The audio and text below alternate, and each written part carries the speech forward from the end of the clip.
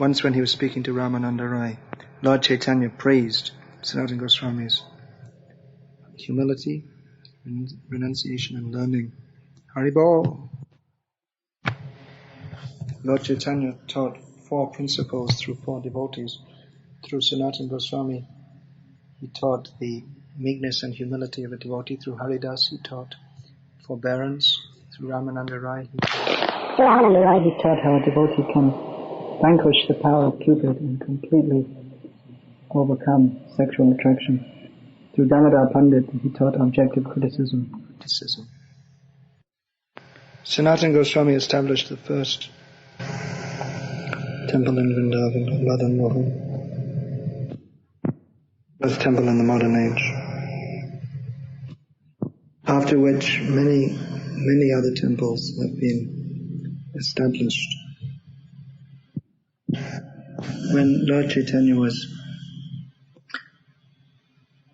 after he finished instructing Sanatana at Varanasi, he prepared to go to Puri, and he told Sanatana to go to Vrindavan. He told Sanatana that my devotees in Vrindavan are mostly very poor. They mostly only have each one kanta and a small water pot. So when you go there, you please look after them. It's a very great responsibility that Lord Chaitanya gave to Sanatana Goswami to look after all the devotees, his devotees in Vrindavan. When Sanatana reached Vrindavan, he met Subodhi Rai, who he knew. They'd known each other previously from their secular lives. Subodhi Rai had previously met Rupa Goswami there. Subodhi showed much affection to Sanatana Goswami, but Sanatana Goswami was a little careful not to accept such relationship because he didn't want to relate to him in the mundane way according to their previous relationship. Sanatana was very renounced.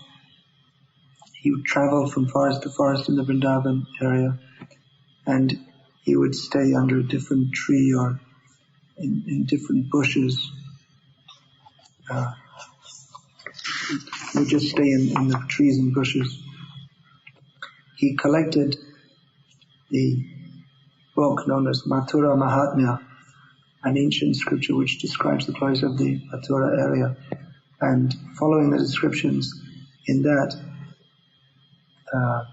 he would travel throughout the forests of Vrindavan, finding out the lost holy places. After some time in Vrindavan,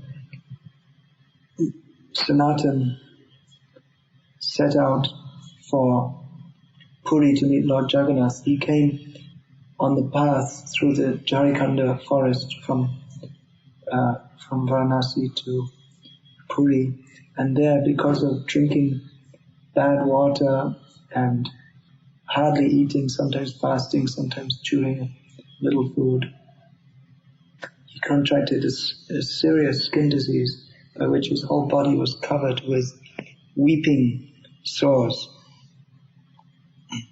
So he felt very disappointed, thinking that when I go to Puri, I won't be able to enter the temple of Jagannath because I'm fallen. According to the Hindu social system, he was ostracized for having served the Muslims. And I also won't be able to see Lord Chaitanya Mahaprabhu very often because he lives close to the temple. I can't go even close to the temple because if I touch the servants of Lord Jagannath, the priests who frequent that area, then they'll be contaminated and I'll commit offense like that. So I won't be able to see Lord Jagannath very often. I won't be able to see Lord Chaitanya very often. I won't be able to see Lord Jagannath except at the Rath Yatra festival. And now I've got all these sores all over my body. I'm sick and I can't serve properly due to infirmity of the body. Therefore, he thought that this body is completely useless. It's just an obstacle for my devotional service. Better I give it up by falling before the chariot of Lord Jagannath at the Rath Yatra. And in this way, by giving up my life at an auspicious time, in an auspicious place, and under the all-auspicious glance of Lord Chaitanya, I may get a better chance in my next life to serve Krishna. So Sanatana Goswami, when he came to Puri, by asking, he found the residence of Haridas Thakur, who immediately, even though they had never met, Haridas immediately recognized him and embraced him. Sanatana expressed his eagerness to meet Lord Chaitanya. Haridas said that Lord Chaitanya will be coming just at this time. He comes every day, which he did. He came shortly after that. Haridas offered his prostrated obeisances along with Sanatana. So Lord Chaitanya picked up Haridas and embraced him. And Haridas pointed out, here is Sanatana, at which Lord Chaitanya was very surprised because he hadn't expected. He didn't have any news that Sanatana Goswami was coming. So he also went to embrace Sanatana Goswami, but Sanatana ran backwards saying that, no, please don't touch me, I'm very fallen, I'm from very low background, and on top of that I have these nasty weeping sores from which all horrible smelling liquid is coming, infectious liquid. But Lord Chaitanya embraced him by force anyway. And Lord Sanatana said, I don't want to make the offense of having my contaminated body touch you, but Lord Chaitanya said that you are not contaminated by your touch, you can purify the whole world. So Lord Chaitanya told Sanatana to remain in the same cottage with Haridas, and he used to come and see them both every day, along with his devotees, and discuss so many topics of Krishna. But one day, unexpectedly, Lord Chaitanya suddenly said to Sanatana Goswami that you are thinking to give up your body and in this way attain Krishna, but it's not possible to attain Krishna by such a means. Krishna can only be attained by the process of devotional service. Lord Chaitanya gave so many examples from scripture to prove this. Lord Chaitanya said that if I could, simply by giving up my body, I could attain Krishna, I would be ready to give up millions of bodies at every second. But that is not the way to attain Krishna. That is simply an activity of the mode of ignorance, committing suicide. So Sanatana was astonished that Lord Chaitanya, he knows my mind, he knows that I was planning this. So Lord Chaitanya then chastised Sanatana more, saying that you already surrendered your body to me, it's already my property, so how is it that you now want to destroy it? What kind of religious principles are you following? I have many things to do through your body. I have much work to do in Vrindavan, but I can't reside there because I promised my mother I would stay here, so I want to do that through you. I want that devotional service should be preached in Vrindavan. I want that the holy places should be excavated. I want books on devotional service written. I want you to demonstrate through your personal behavior how devotees should live in Vrindavan, especially devotees in the renounced order of life, how they should live. All these things I have to accomplish through you, but you simply want to commit suicide. What is this? You can't do that. So when after this meeting, then after this, Sanatana expressed his sorrow, saying that I can't serve you properly. Every time you meet me, you embrace me, but it's an offense. I'm making an offense because my body is covered with sores. Then Lord Chaitanya again embraced him, and at that time all these sores immediately went away, and his body was restored to beautiful golden color, which reminded Haridas and Sanatana of the previous pastime of Lord Chaitanya, which was very famous, of embracing the leper Vasudeva and restoring his body to its beauty. So after Lord Chaitanya left that time, Haridas praised Sanatana and said that you are so fortunate that Lord Chaitanya wants to perform so many different services through you. Once in the hottest part of the year, Lord Chaitanya was invited to take prasad at a place in Puri, Yameshwar, which could only be reached by going along the beach or going past the Jagannath temple.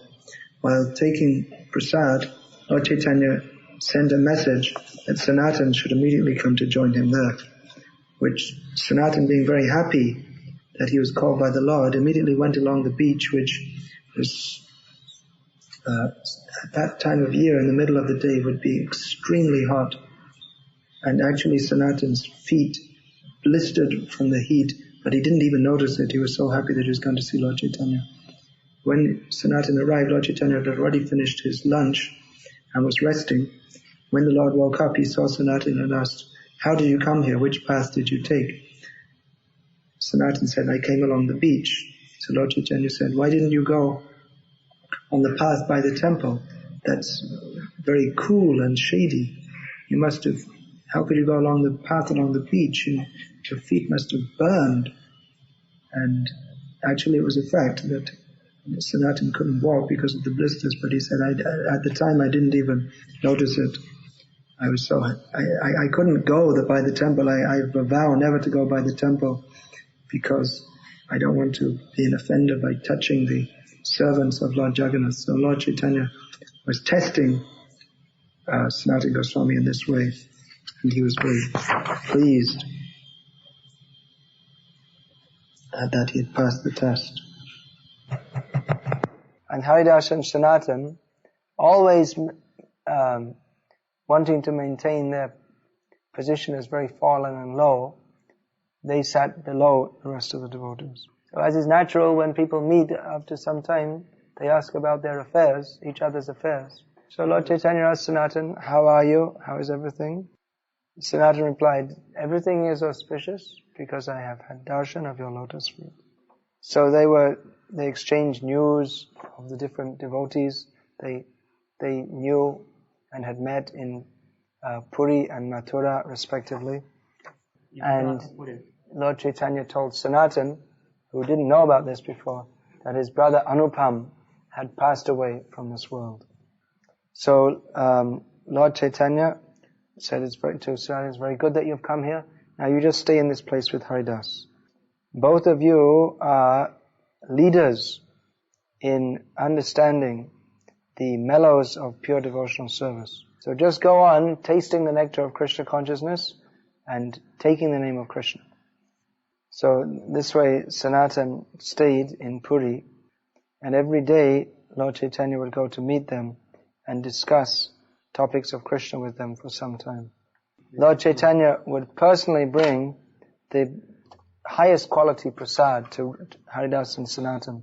Now one day, Lord Chaitanya started speaking something without any previous indication, he started speaking something to Sanatana. He told him that if by giving up my body I could attain Krishna, then I would be ready even in a moment to give up millions of bodies. By suicide you can't get Krishna, you can get him by performing devotional service. There's no way to get Krishna without serving him.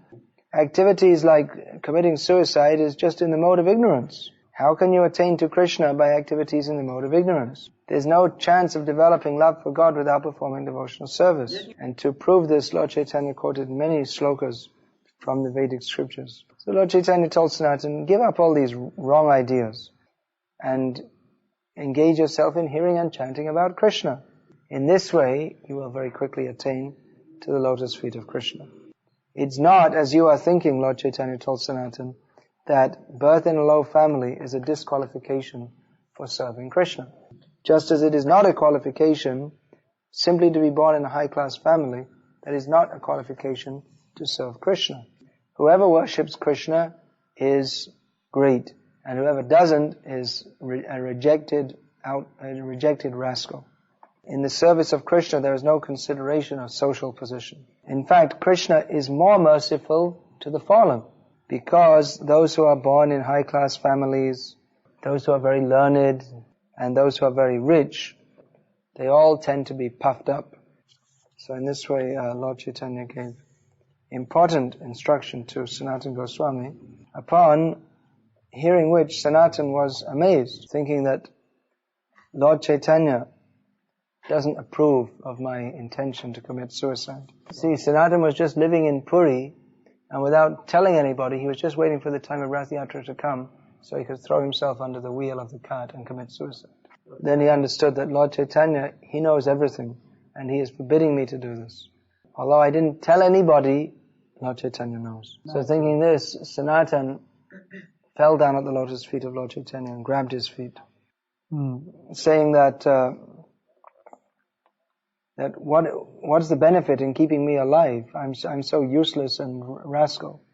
Lord Chaitanya said to Sanatana that you belong to me. You already surrendered to me, and your body belongs to me. So you want to destroy someone else's property? Is that very good? Don't you know how to consider what is right and what is wrong? I have many important things to do through your body. You will have to write books on Vaishnava behavior, on devotional service, love of God, and so many different things. You will have to explain how to perform devotional service. You will have to establish in this world how to serve Krishna in transcendental love. You'll have to excavate lost holy places and teach others by your personal example what is renunciation. Mathura and Vrindavan is my own personal dear abode. Dear abode. I want to do many things there for preaching Krishna consciousness. Yeah.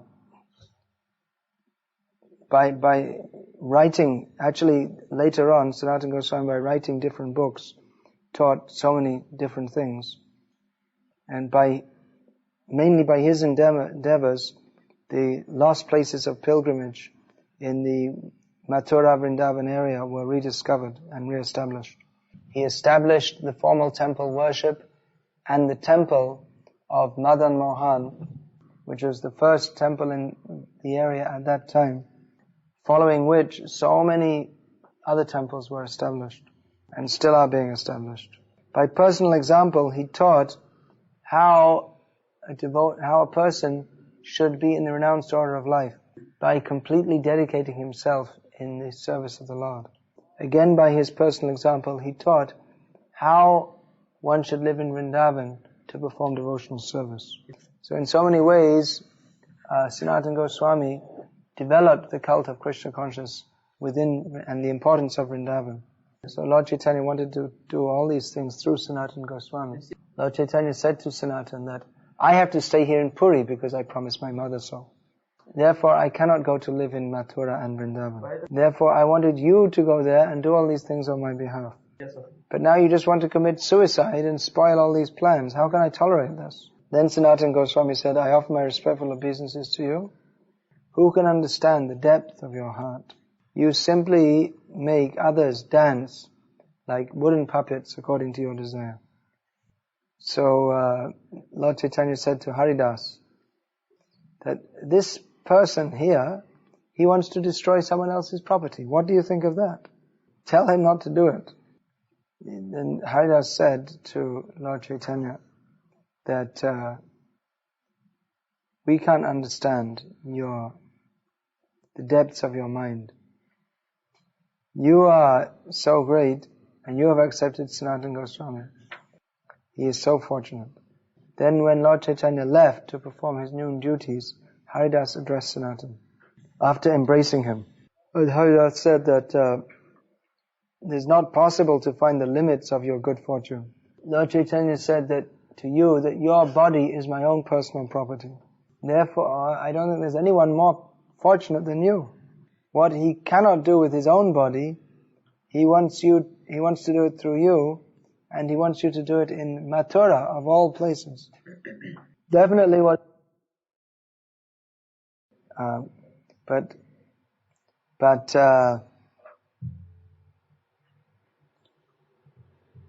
Sanatana, yeah.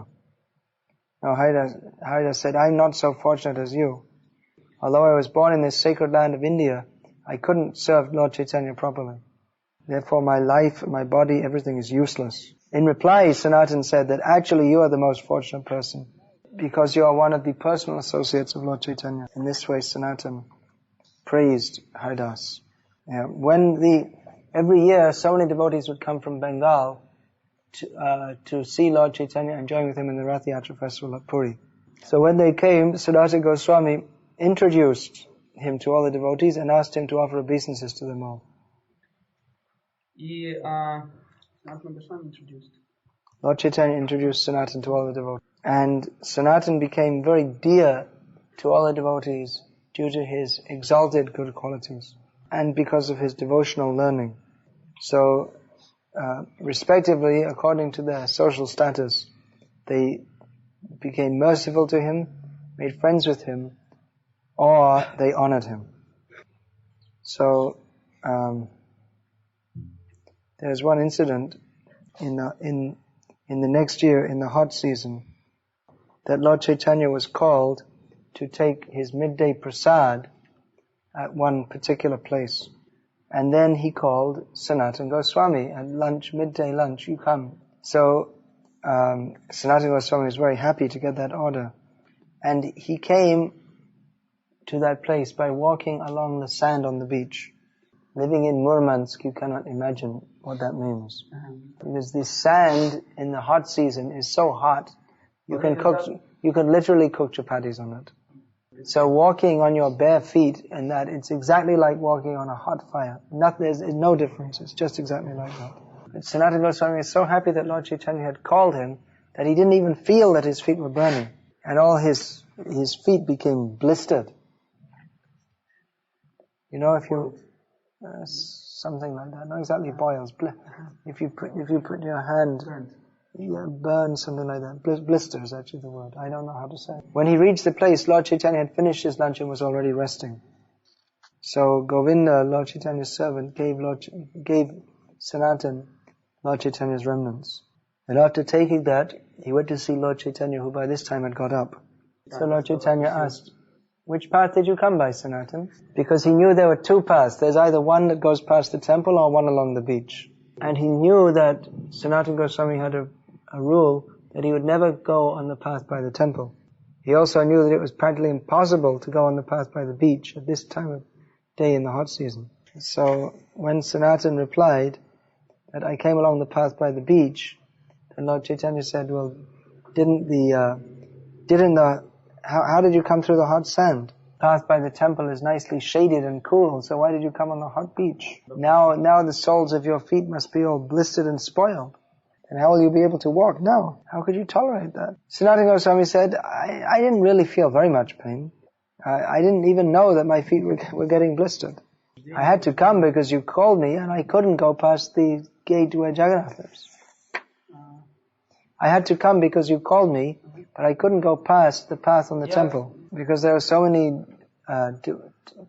there were so many servants of Lord Jagannath there, and they can't touch me. Then they'll become contaminated. So Lord Chaitanya was very pleased, and he spoke to Sanatana Goswami as follows. He told Sanatana that actually you can purify the whole world. By your touch, even great rishis and munis can become purified. Nevertheless, devotees, they're very strict in upholding Vaishnava etiquette. So, if you don't follow this, people, they'll simply laugh and joke at you. What kind of a Vaishnava is that? And you can't get any benefit either in this life or the next. So Lord Chaitanya said that, I'm very satisfied that you have observed this etiquette. Who but you could act like this? Then again, Lord Chaitanya embraced Sanatana. And again, all the pus came out of his body and smeared over the body of Lord Chaitanya. Sanatana Goswami was trying to avoid Lord Chaitanya embracing him because of all these infected sores. And actually Sanatana became more and more upset when he saw that Lord Chaitanya would get all this oozing pus all over his body. Then what happened is Sanatana discussed with Jagadananda Pandit. And taking Jagadananda's advice, he decided to go back to Vrindavan. So Jagadananda advised him in this way. And Sanatana told that when he met Lord Chaitanya, but Lord Chaitanya wasn't very pleased. Yeah, he wasn't very happy about Jagadananda advising Sanatana. What happened is the next day, Haridas and Sanatana met Lord Chaitanya as usual.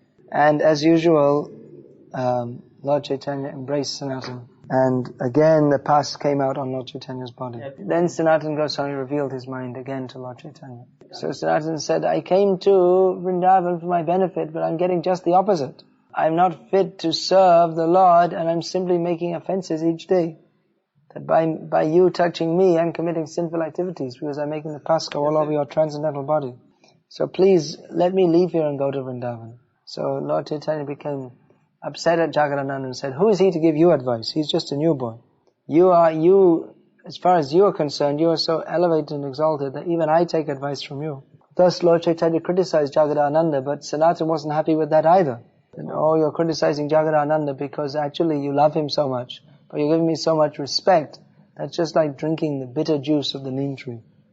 Then Lord Chaitanya explained that it's not that I love you less, but there are different relationships in devotional service. Lord Chaitanya said, I'm not praising you simply as a matter of formality, but actually you are very much praiseworthy. And then Lord Chaitanya explained that as a sannyasi, I can't get upset because your body is oozing puses. I have to be equal to everything.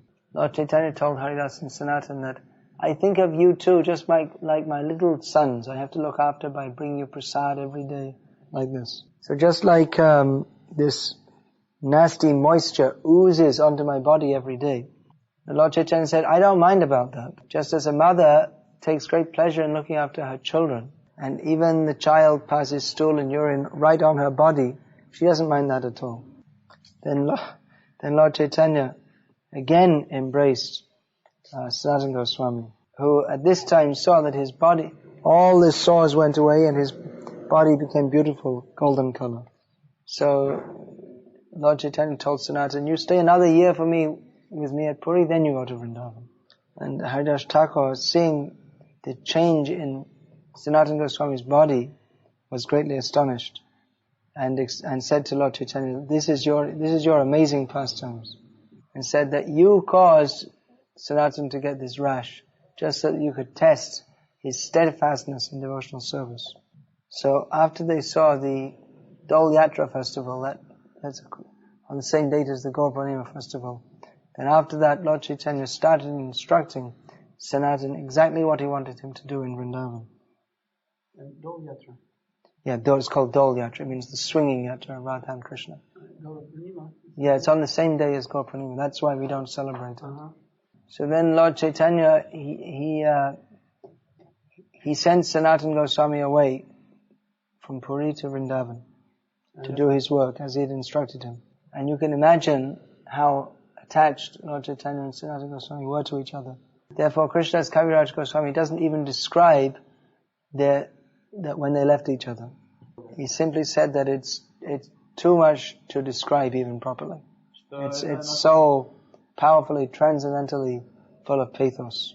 Even from before, Sanatana Goswami had decided to again go to the Jarikhanda forest on the way back to Vrindavan. But this time, before he left, he noted the names of all the towns and villages where Lord Chaitanya had passed. Lord Chaitanya had gone through the Jarikhand forest before, so from his servant, Sanatana Goswami found out the names of all the villages he'd gone through before. So in this way, Sanatana Goswami was able to, on his way back to the Jarikhand forest, he was able to visit all the places where Lord Chaitanya had been. After some time, Sanatana met Rupa Goswami, who also came to Vrindavan. And the chapter ends with a description of the verses of the books written by the different Goswamis, which I already described last night. Hare Krishna. Hare Krishna. There's more on Sanatana Goswami, but this evening I'll speak some stories which are not in Chaitanya Charitamrita, stories from Bhakti Ratnaka. How Lord Chaitanya, how Sanatana Goswami found the deity of Madan Mohan and installed him, and how Madan Mohan used to complain to him, you're not feeding me properly and all these things. So what time are you going for Harinam this evening? 5 o'clock. Okay, where do we go? In the city center? Center. Many people are there at that time? Enough, yes, that is a peak time, Okay. What time up until we shall go? How long should we stay there? I don't know, it depends what we choose. We can get there by car to the center, right to the center, or we can go by walking. It will take us half an hour to get to the center by walking, by doing Harinam. I think it's better to go by car and go to where the people are. because we did that the other day in Vladimir. We took Harinam procession to the place where we're going to do the Rath Yatra, but it was 1 hour going, and most of the places there were no people. Mm-hmm. So it would have been better to do kirtan more in the place where there's more people. Yeah. Of course, if you go all the time to the same place, it's something else, but you're not, so you might as well go there by car. Mm-hmm. And we'll stay there till what time? How long does that remain busy, that area? Busy. With many people, yeah. Сколько времени там будет много людей? The whole evening, I think. Because people working there after shopping. It means what, until 8 o'clock, 9 o'clock, like that? No, it is a little bit late. Till 7. 7, that's enough. Till about 7. So we'll go from 5 to 7? 5 to 7, yes. And we can come back and have a short class here. Some of the congregational members will come also? Кто-то придет из прихожан на Харинаму? No, I'm asking here.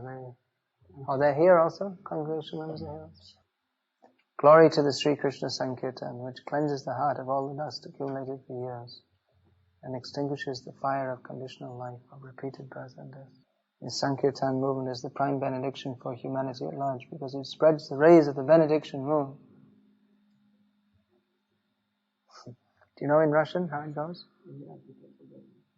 It is the life of all transcendental knowledge. It increases the ocean of transcendental bliss. It enables us to fully taste the nectar for which we are always anxious. So it's very beautiful poetry, even in Sanskrit. And then how Prabhupada has translated is also very beautiful poetry. I hope it's gone into Russian in the same way also. Not poetry, but very poetic language. Mm-hmm. This is an unusual style of English. Some so-called scholars have complained. They don't like this beautiful language of Prabhupada's. We like it. Let the scholars, rascals, complain. Krishna likes it. Krishna inspired Prabhupada to speak like this. Alright, so we'll finish there. And we'll meet again this evening. We'll go for a dance. Hare Krishna dance. It's not the same as disco dance. By disco dance you go to hell. And by Hare Krishna dance you go to Krishna. Hari Hari. All glories to Srila Prabhupada. Vikasa Maharaj ke Sanatana Yag ke Jai. After instructing Sanatana Gosvami at Varanasi, Lord Chaitanya prepared to leave for Puri. He told Sanatana to go to Vrindavan, telling him that his two brothers Rupa. After which so many other temples gradually came to be established. It's a small water pot, so when you go there, you look after them. It's how much responsibility Lord Chaitanya gave to Sanatana Goswami. Lord Chaitanya himself is Bhaktavatsal, kind to his devotees, but he put Sanatana Goswami in charge of all of them to look after his devotees. Fortunate that he was given by Chaitanya Mahaprabhu the service to look after all his devotees in Vrindavan. So devotees, even today living in Vrindavan, can feel themselves to be under the shelter of Sanatana Goswami. They can't even solve their own problems, not to speak of other people. Srila Prabhupada, who is the greatest Acharya, who was empowered by Chaitanya Mahaprabhu, the Supreme Personality of Godhead, to do even greater work than Lord Chaitanya personally did. He came and gave us Bhagavad Gita as it is. But we're so intelligent that Bhagavad Gita isn't good enough for us. He's not intelligent enough to solve all our problems. We have to go to some meat-eating karmi and get his opinion. Or even if he's a vegetarian karmi, he's useless. Because he's an illusion. So how can he help us? So anyway, whatever the opinion is, we're not very much impressed by different opinions. Why don't you translate that? Whatever the different opinions may be, we're not interested in all these different opinions. The only problem is that we're not surrendered to Krishna. What's the problem? You chanted and you danced and you took prasad for so many years. And is it different now than 5 years ago? Now the prasadam has worms in it, or what's the problem? Now the chanting Hare Krishna doesn't work anymore. The holy name doesn't have potency anymore. The only problem is that we are rascals, that's all. We don't have faith in Krishna. If we just go on chanting Hare Krishna throughout our whole life, and all our problems will be finished. What's the real problem? The real problem is that we forgot Krishna. The real problem is that we're getting born and dying again and again. So we're thinking, well, there's some problem, temple's too crowded, there's too much salt in the prasadam, so many severe problems. So let me solve my problems. I'll go away from the temple and chant Hare Krishna outside. Very good idea. Maya got you.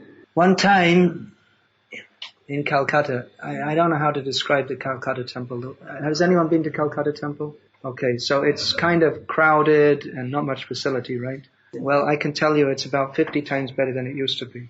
It's much better than it used to be. It's a difficult place to stay now, but it's much better than it used to be. Now they've constructed more rooms there's a high ceiling, they constructed rooms in the roof, so there's more space. Previously there was only one toilet and one tap for all the devotees. Yeah, but anyway, most of the time there wasn't any water in the tap. We used to have to go to the lake on the other side of the road to take bath. I remember one morning, going in the dark, one of our devotees was bitten by a snake.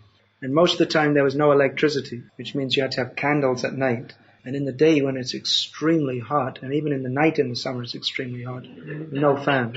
Anyway, I don't want to go on and on, but it was a difficult place to stay.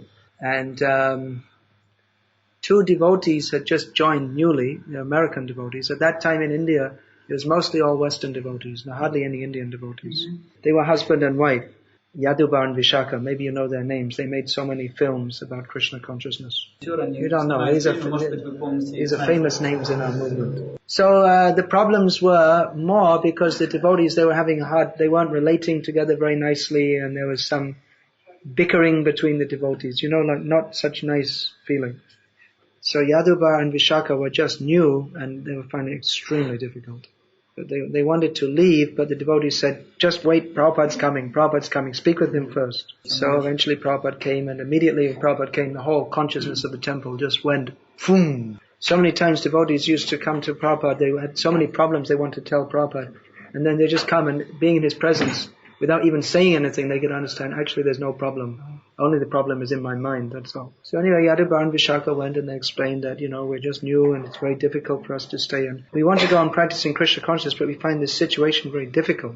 So we would like to rent an apartment outside so that we can live peacefully with some facility, and we'll come to the temple and we'll perform our devotion. Prabhupada said, yes, if you want, you can do that. Prabhupada said, but despite all the problems, still it's better to live in the temple. Prabhupada himself used to live in the temple. Sometimes the devotees would rent first-class hotel apartment for Prabhupada. Prabhupada would say, why? I want to live in the temple. He'd say, well, Prabhupada, there's not proper facility. Here we can serve you less. Prabhupada said, no, I want to live in the temple. Don't be distracted by Maya.